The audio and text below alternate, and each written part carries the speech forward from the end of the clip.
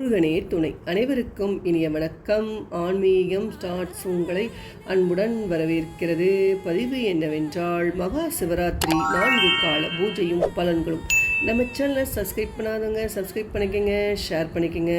முதல் கால வேளையில் சிவபெருமானை வழிபட்டால் பிறவி பிணி நீங்கும். 2ஆம் கால பூஜை வெண்பட்டு ஆடை அணிவித்து அலங்காரம் செய்வர்.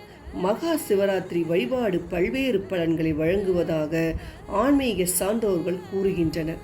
புராணங்களும் இந்த சிவராத்திரி தினத்தில் 4 காலங்களிலும் பூஜிக்கும் முறை, அதனால் கிடைக்கும் பலன் சொல்லப்பட்டு உள்ளது. அதை பார்க்கலாம்.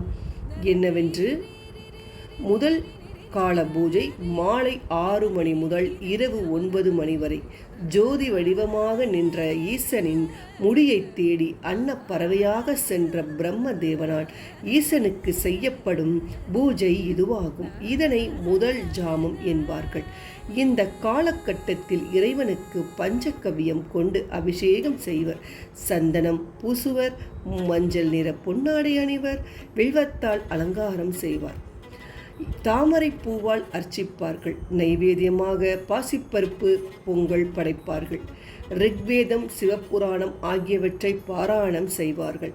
பின்னர் நெய் தீபத்துடன் வழிபடும் இந்த முதல் கால வேளையில் சிவபெருமானை வழிபட்டால் பிறவி பிணி நீங்கும். 2ஆம் கால பூஜை இரவு 9 முதல் நள்ளிரவு 12 மணி வரை. சிவபெருமானின் திருவடியை தேடிச் சென்ற மகாவிஷ்ணுவால் ஈசனுக்கு செய்யப்படும் பூஜையாக இது கருதப்படுகிறது. அப்போது இறைவனுக்கு பஞ்சாமிர்த அபிஷேகம் செய்யப்படும். பச்சைக்கற்பூரம், பன்னீர் சேர்த்து அரைத்து சாத்தப்படும். வெண்பட்டு ஆடை அணிவித்து அலங்காரம் செய்வர். வில்வம், தாமரை பூவால் அலங்காரம் செய்யப்படும். துளசி கொண்டு அர்ச்சிக்கப்படும். நைவேத்தியமாக பாயசம் படைக்கப்படும். யஜுர்வேதம் 8ஆம் திருமுறையில் கீர்த்தி, திரு அகவல் ஆகியவை பாராயணம் செய்யப்படும். நல்லெண்ணெய் தீபத்துடன் பூஜை நடைபெறும். இந்த கால வேளையில் சிவபெருமானை வழிபட்டால் செல்வம் செழித்தோங்கும், திருமாலின் அருளும் கிடைக்கும். 3ஆம் கால பூஜை நள்ளிரவு 12 மணி முதல் அதிகாலை 3 மணி வரை. பார்வதி தேவியான அம்பாளால் சிவபெருமானுக்கு செய்யப்படும் பூஜை இதுவாகும். இந்த காலத்தில் இறைவனுக்கு தேன் அபிஷேகம் செய்வர். பச்சை கற்பூரம் சாத்துவர்.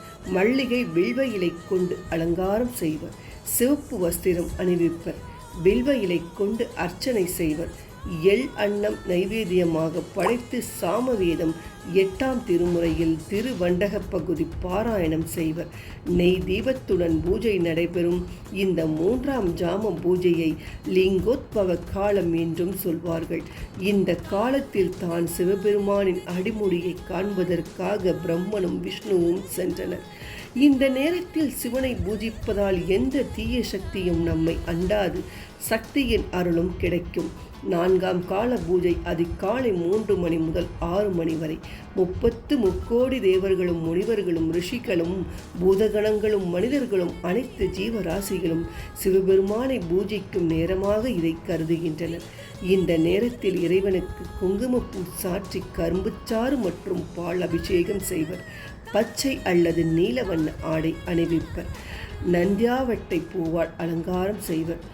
அள்ளி, நீலோற்பவம் மலர்களால் அர்ச்சிப்பர். நைவேத்தியமாக சுத்தன்னம் படைப்பர். அதர்வண வேதம் 8ஆம் திருமுறையில் போற்றி திரு அகவல் பாராயணம் செய்வர்.